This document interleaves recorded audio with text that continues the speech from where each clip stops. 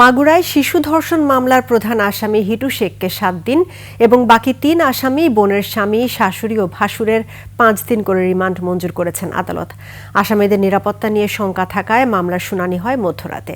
এদিকে ধর্ষক নিপীড়নকারীদের কঠোর শাস্তির দাবিতে মাগুরা সহ দেশের বিভিন্ন স্থানে আজও চলছে বিক্ষোভ।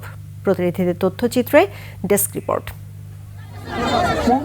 মাগুরায় শিশু ধর্ষণের ঘটনায় রোববার আদালতের সামনেই অবস্থান নেয় শিক্ষার্থীরা।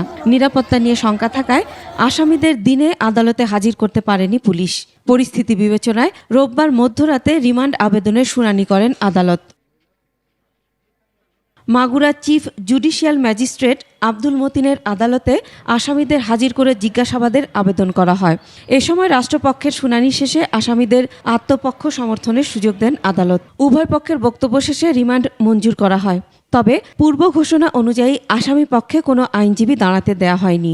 এই স্পর্শকাতর মকদ্দমায় আসামিদেরকে ধৃত করা হয়েছে এবং তাদেরকে রিমান্ডে নেওয়া হয়েছে। বিজ্ঞ আদালতের নির্দেশনায় আমি স্পেশাল পিপি হিসাবে মাগুরাবাসীকে আশ্বস্ত করতে চাই, উত্তাল জনতাকে আশ্বস্ত করতে চাই যে এই মকদ্দমাটা বিচারের জন্য তৈরি হয়ে আসার পরে স্বল্প সময়ের মধ্যে উইথিন 15 ডেজ 15 দিনের ভিতরেই আমরা আশা করব যে ন্যায় বিচার প্রতিষ্ঠা করে এই মকদ্দমার আসামিদেরকে দৃষ্টান্তমূলক সাজা দিতে পারব। এদিকে ধর্ষণের ঘটনায় আসামিদের শাস্তির দাবিতে টানা বিক্ষোভ চলছে মাগুরা, জামালপুর, ময়মনসিংহ, যশোর সহ দেশের বিভিন্ন জায়গায়। এর পিছনে কোনো শাস্তি দিচ্ছে না, এই কারণে আমাদের এই কাজে পথে নামা। আজকে এখানে আমরা এসেছি আমার বোন ছোট আসিয়ার ধর্ষণের বিচারের জন্য।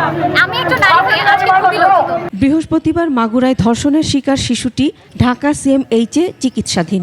গত 8ই মার্চ যেদিন ছিল মাসুম আলিসা, ডেস্ক রিপোর্ট, 21 টেলিভিশন।